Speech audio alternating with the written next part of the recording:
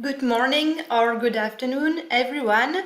First, I would like to thank the organizing committee for putting together such a great event, and thank you to Dr. Amphil for the kind invitation. So maybe briefly, let me briefly introduce myself. So I work at the Coma Sense group, and from what you can understand from its name, we work with post-comatose patients, and more specifically, patients who do not recover, meaning patients in vegetative state or unresponsive wakefulness syndrome, and patients in minimally conscious state. And the main aim of our work is to improve patients' diagnosis, treatment, and management. And during this presentation, I will focus on the current therapeutic intervention that have been tested to improve the recovery and sign of consciousness of patients with disorder of consciousness. So by definition, patients with disorder of consciousness cannot communicate, and that means that they cannot actively participate to any rehabilitation program. And another issue that we face, especially at the chronic stage, is simply the lack of care. Indeed, these patients may seem hopeless, and any treatment might be considered as useless. Fortunately, in the recent years, several therapeutic options have been investigated, especially since it's now more and more admitted that some patients may recover or improve even years after the injury. Okay, let's move to the current available treatment for patients with disorder of consciousness. At first, scientists and clinicians tested several drugs to boost patients' recovery. One of them is Amantadine. Amantadine is a dopaminergic agent initially used to treat Parkinson's disease.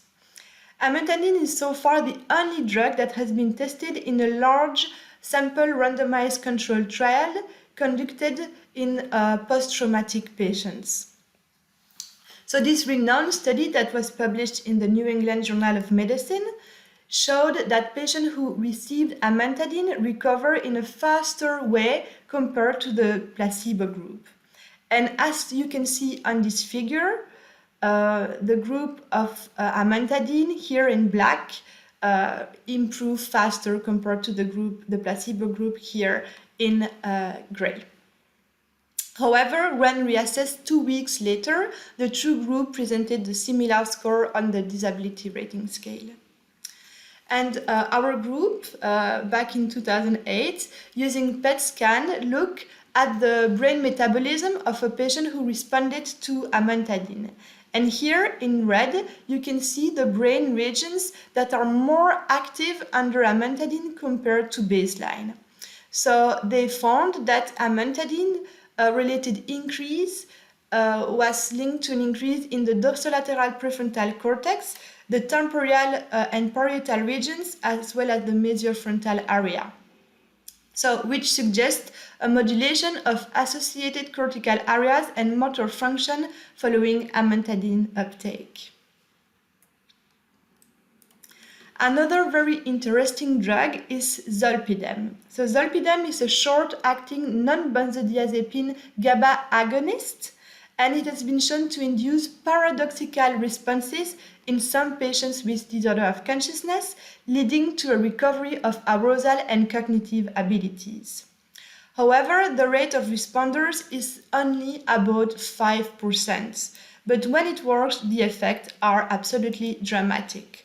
For example, I remember a patient who was in minimally conscious state minus, but under Zolpidem, the patient could speak, he could even read the journal and eat alone. The downside of Zolpidem is that the effect decreases rapidly and the patients go back to his or her initial state a few hours after Zolpidem intake.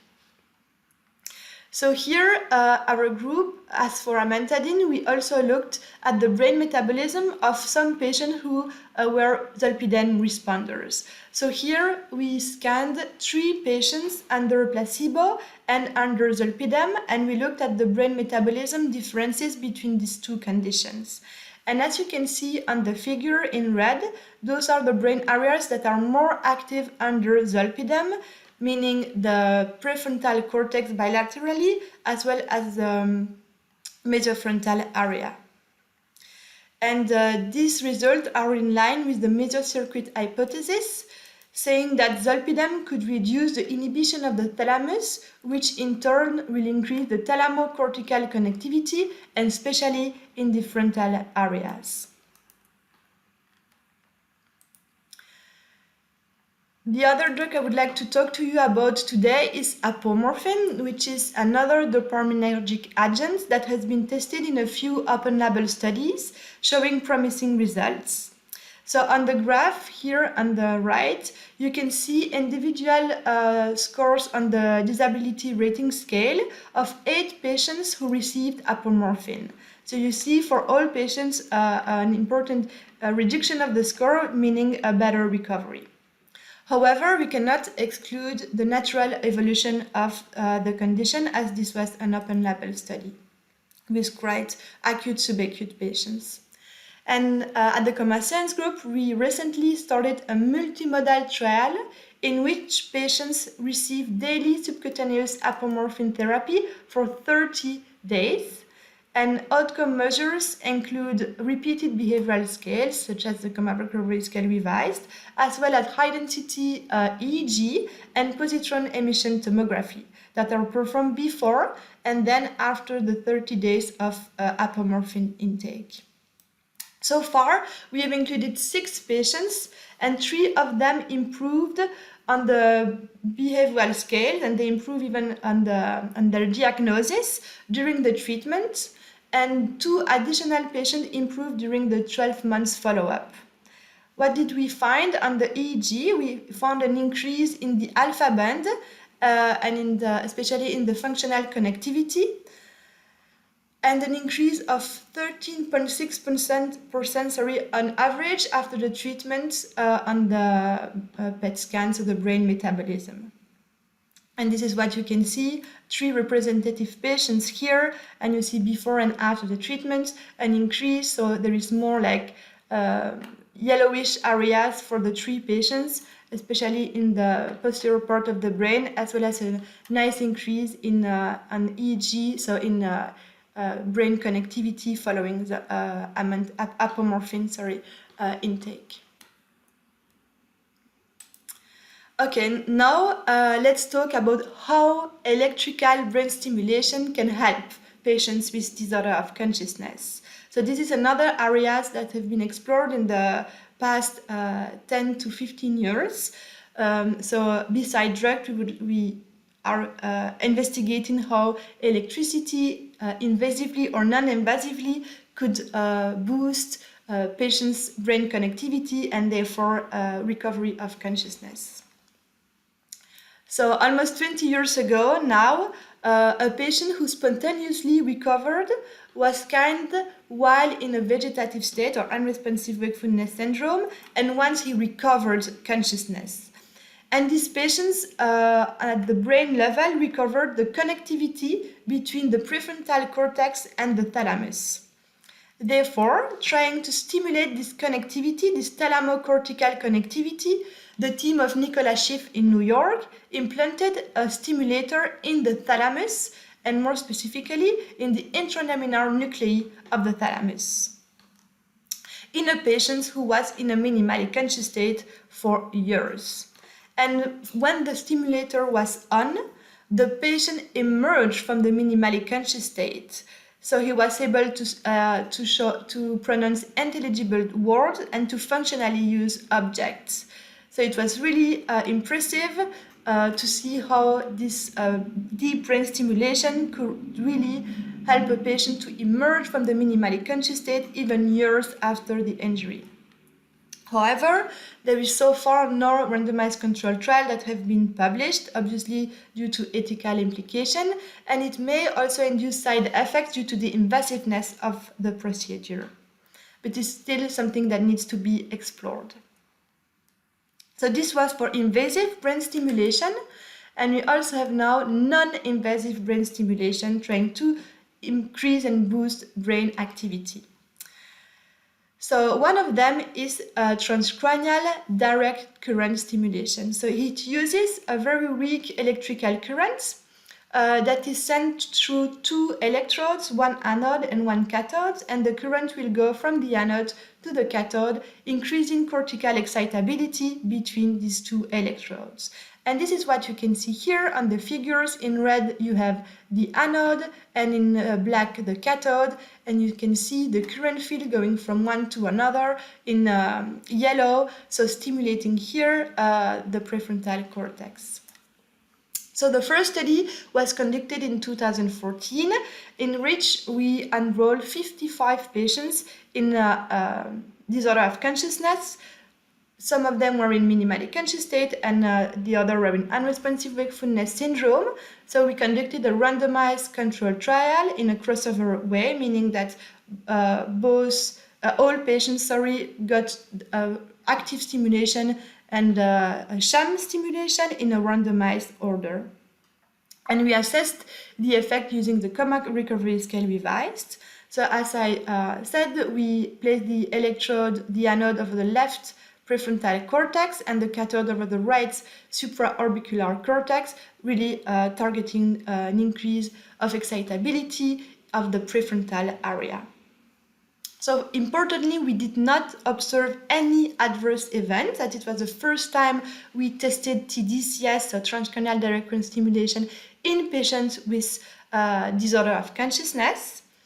And at the group level, unfortunately, we did not see any effect for the patient in vegetative or unresponsive wakefulness syndrome, but we did observe a significant improvement after the single stimulation for patients in minimally conscious state. And what was even more impressive here is that almost half of them demonstrated a new sign of consciousness following the single session of TDCS. And 5 of those patients were in this state for more than 1 year, meaning that TDCS could be useful even for chronic patients in disorder of consciousness. So that was the first clinical trial that we conducted with one single stimulation, and then we wanted to see if the effect could last longer by applying several stimulation sessions. So we conducted another randomized controlled trial, crossover still, including 16 patients in minimally conscious state at the chronic stage, so more than 3 months post-injury. And we applied 5 sessions of TDCS during 20 minutes, still targeting the prefrontal area. And as you can see on this graph, these are the Coma recovery scale total score for the active stimulation in gray-blue, and for the sham stimulation in black. And we observed a significant increase of the Coma recovery scale total score for the active group, while no improvement was found for the sham sessions. What was also kind of interesting to observe is that some patients did not directly respond to TDCS. For some of them, it took 1, 2, or even 3 days of stimulation to demonstrate clinical improvements. Compared to the single stimulation study, we observed an increase in the number of responders, as here 56% of the patients demonstrated a new sign of consciousness following 5 sessions of TDCS.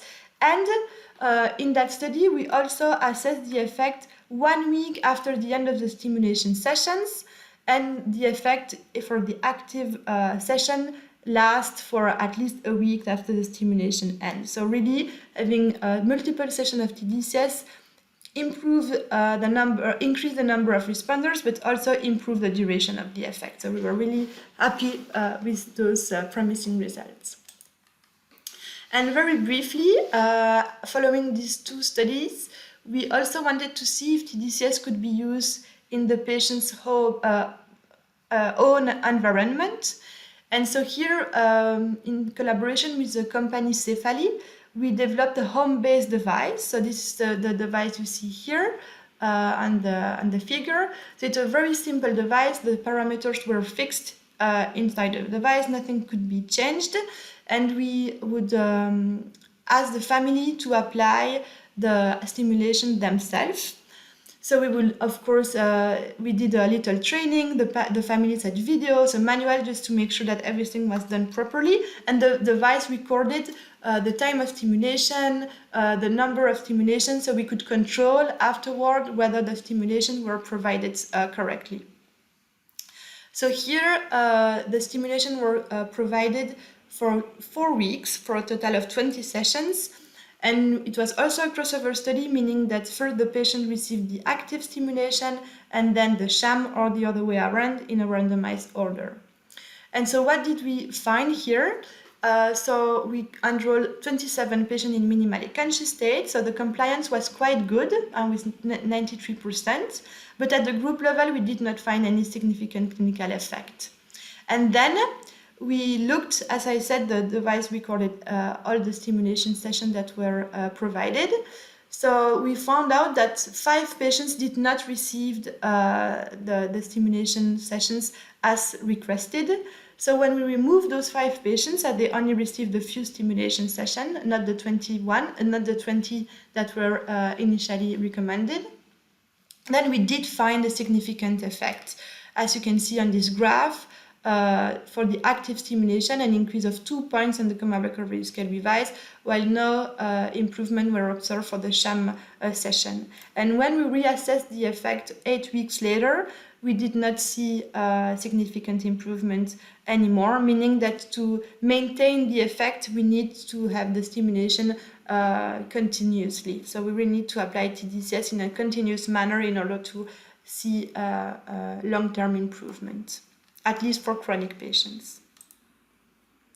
So very briefly, for these 3 previous studies, we targeted the prefrontal areas and we did see a clinically significant improvement. We also, in other studies, try to target other brain regions. One of it is the precuneus. As we know, this is a critical area for consciousness and specifically internal consciousness. We did find a significant improvement, but the effect size was lower compared to the prefrontal stimulation.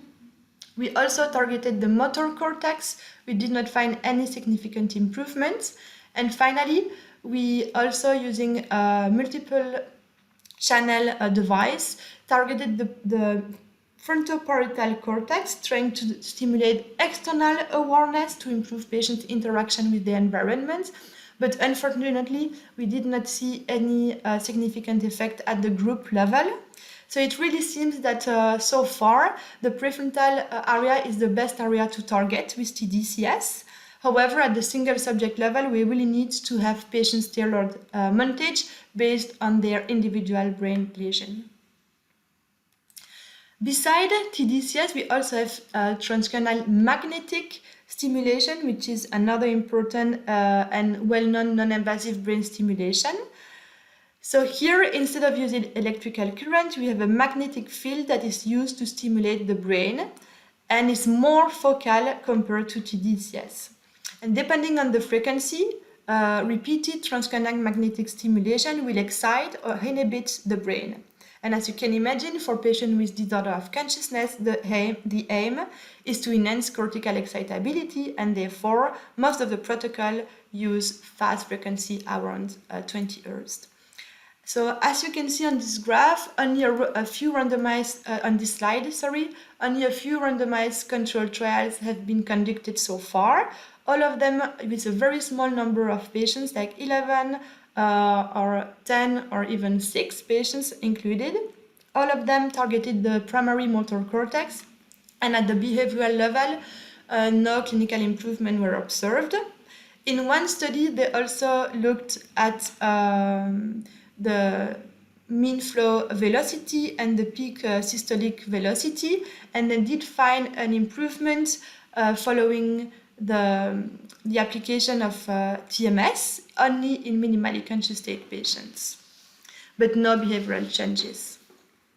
So as I said, all of those 3 randomized control trials targeted the primary motor cortex.